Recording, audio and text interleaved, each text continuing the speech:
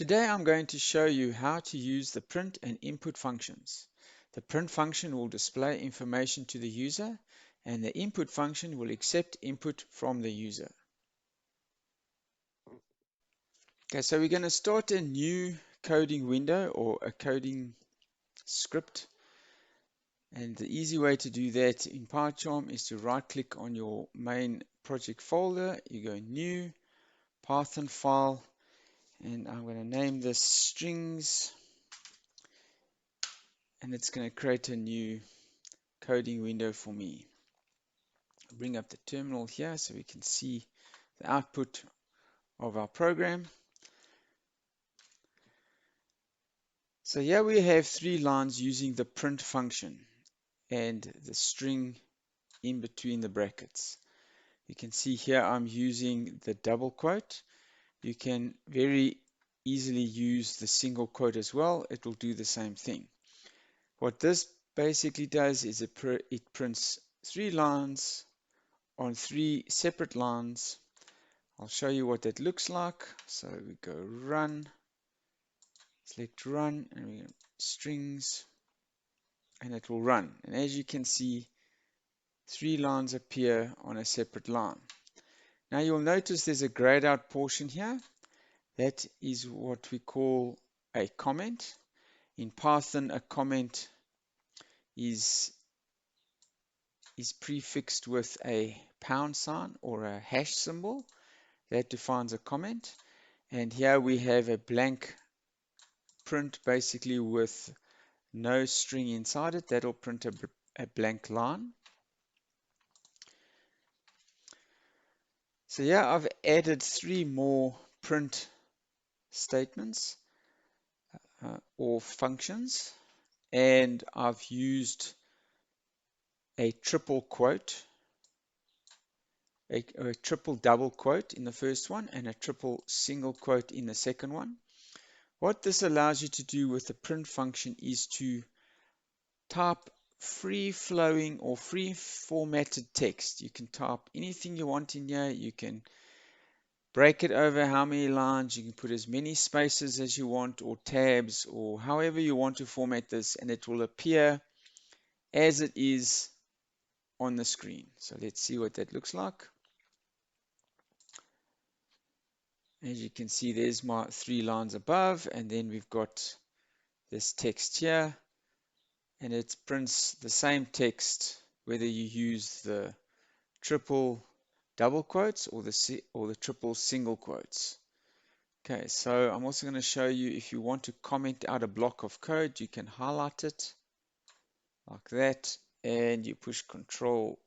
And it will comment out a block of code. Okay, so we don't keep seeing the same code over and over. Okay. So here we have 2 print statements. The first one has a word surrounded by single quotes, and the second one has a word surrounded by double quotes. Now, if you are going to be using single quotes in a string, then you can start your string with a double quote, and if you plan to use a word surrounded by double quotes, then you can start your string with a single quote. Let's see what that looks like. You can see the single quote comes up nicely, and in the second line, the double quote comes up nicely. Okay, so here I'm going to talk about the escape character and what it does for special characters. So as you can see, we have the \n, which is the special character for a new line, the \t, which is a special character for tab, and just the \. That can be used to escape other characters within your strings. So if we look at the first print statement here, we can see there is a new line there. That'll break the string and start on a new line. And there's the \t here, which will then tab the next sentence with white space. Then in the next print statement, we have a \ before the apostrophe. That is to escape the apostrophe, because if we did not, this apostrophe would be interpreted as an end quote, and the first portion of the string would then be seen as the string, and the rest of the string would come up as an error. Let's push play here. You can see it breaks the line there for the new line, and there's white space here where the tab is, and you can see the apostrophe in the sentence. If we were using double quotes here, we would not have to use the \.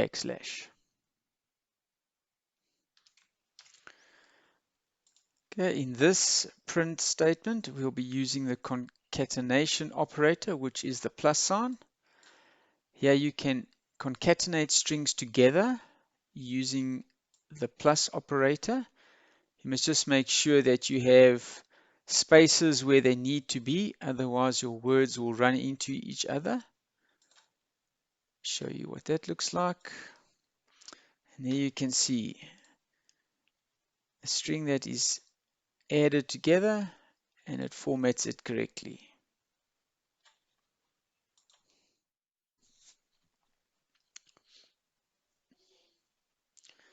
Okay, so now we're going to be discussing the input statement and how the user can respond to input in the code and give data back to the program when asked for information. So here you have the input function, which has the ability to make a string to ask a question. So here I have an input statement, and the question is, what is your name? And it's going to prompt the user, and then it's going to put the value into what is known as a variable. We'll talk about variables in a later section, but all you need to know about a variable is think of it as a box that you put something in to be called upon later in your code. It's a storage place to store something. So in this case, I've got two variables here. I've got a name and an age, and it's going to use the input statement to prompt the user for information, and the user is going to respond, and it's going to put it in name, and it's going to ask the user for how old they are, and it's going to put it in age.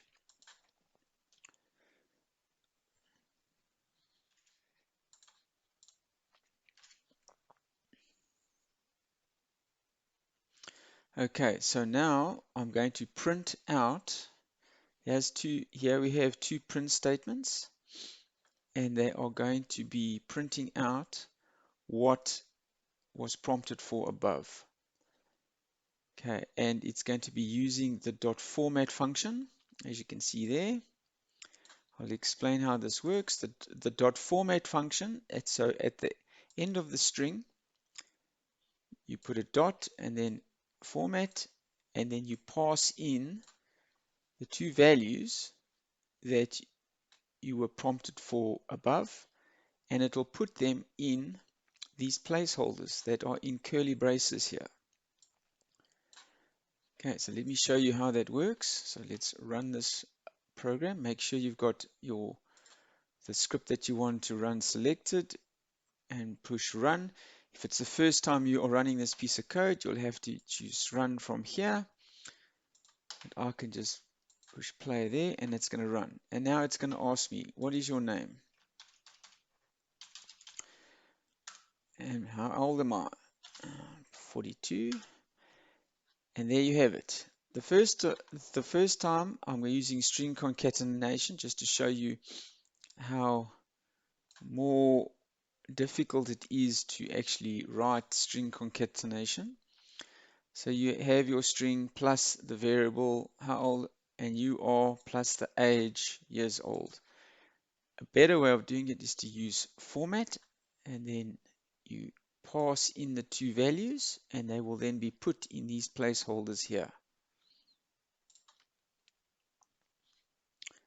And then you can see here it displays it nicely for you.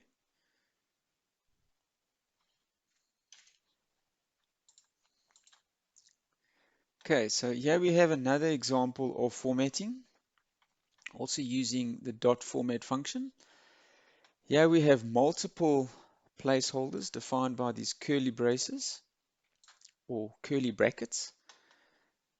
And inside it, it's got a number, which is an index value to define what number goes where of the values that you have put in on the format function. So the 31 will go into placeholder 0. Of course, in programming, when you're dealing with indexing, everything starts from 0. So 31 is index 0, January is 1, 2, 3, 4, 5, 6, 7, and these words will be placed in these curly brace placeholders. The second line, I'm doing the same thing, but you will notice there is no number. So you do not have to put a number, because all that it'll do is it'll place the values in the order of the braces. So it'll take the 31, then the January and the March, and then so on, all the way to December.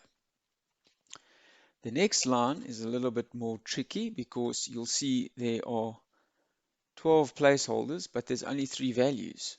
Now this is where the index actually really has a purpose, because the value defines what it must put in there from the list of values. So that is value 0 at index 0, that is value at index 1, and that is value at index 2. So when it places these values into the string, it takes, wherever there's an index 0, it'll take 31.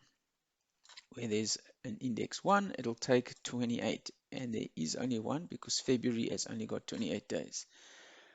All the indexes of 2 will get the value of 30. I'll show you how that looks now. Let me just comment out the above code so that we don't have to run it again. And the nice way to comment out a whole block of code in PyCharm is on a Windows machine, it's Control, and the question mark key will then comment out a block of code so that it won't be run. So we can now push play, and you can see it has placed the values that are in the format into the curly braces placeholders. You can see the last one is where it only had 3 values, and it populated it based on the index value in the format statement.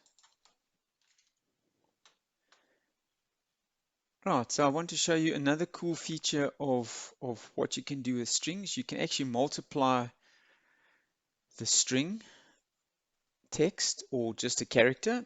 As I've done here, if you want to make a nice break point in your code or in a message, and you will want to display a long line of dashes, you don't have to print and then have a long line of dashes. You can just use the multiplication symbol, which is an asterisk, and you multiply it by 100. You can do the same thing with a word. Here I'm multiplying it by 5, so it'll display hello 5 times next to each other. This one here needs a bit more explanation. It does the same thing with the hello, but I've escaped a new line at the end of it, which means it will print hello on a new line. But I've also showed you that this can be an expression. It doesn't just have to be a number. It can be any expression that evaluates to something, to a number. Okay, so it'll do the addition first, and it'll come to 5, and then it'll times hello by 5. Okay, so let's run that, and you can see there's the line. See, I put in a line break, a nice break between the output from the above code. Then I displayed hello next to each other, and then I displayed hello on their own line. Okay.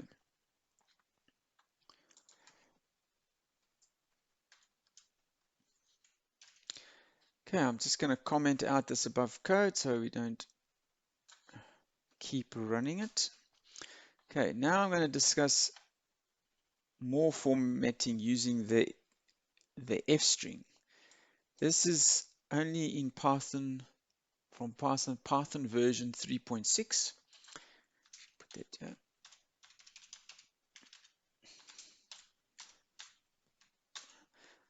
You have something called an F string. Now how this works is you have your inputs, so you take your prompts that you prompt the user for values, and you populate the variables. Then you define an F string by putting an F at the beginning of the start of the string. Then you don't have to use .format at the end. You can define your placeholders in curly braces by putting the name of the variable inside the curly braces, and it will take that value and it will put it inside there when the code is run. Same with age, it will take it and it will put it inside age, and you'll get this output. What is your name? Age. And the output is your name is, see, it put the value in the placeholder of name, and it took age and it put it there, which is in the placeholder of age, and it formatted it very nicely.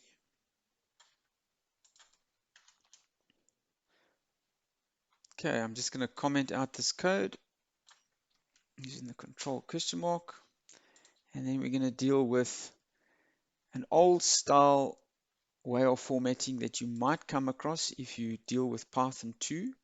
There's still a lot of Python 2 code out there, and you might come across this way of formatting strings. If any of you come from a C background, you will notice it uses a similar C syntax of putting values into strings. So let me explain this. Here's your print statement, and the placeholders are defined with a percentage and then a type. That S defines a type of string. So it's saying this is expecting a string. Age is defined as a percentage with a D. D is for numbers, a numeric value, an integer to be more accurate. So, and then after you've closed off your string, you then put another percentage followed by a bracket of the values that you intend to use. If there's only one value, you don't need to have brackets. So now it will take the first value and it will put it in the placeholder of percentage S because it's a string. It will take the second value, which is an integer and number, and it will put it into the placeholder of percentage D. I'll show you what that looks like. Your name is Brendan and your age is 42, and it formats the string just perfectly. But you won't be using this in any new Python code. You'll be either using .format or the F string.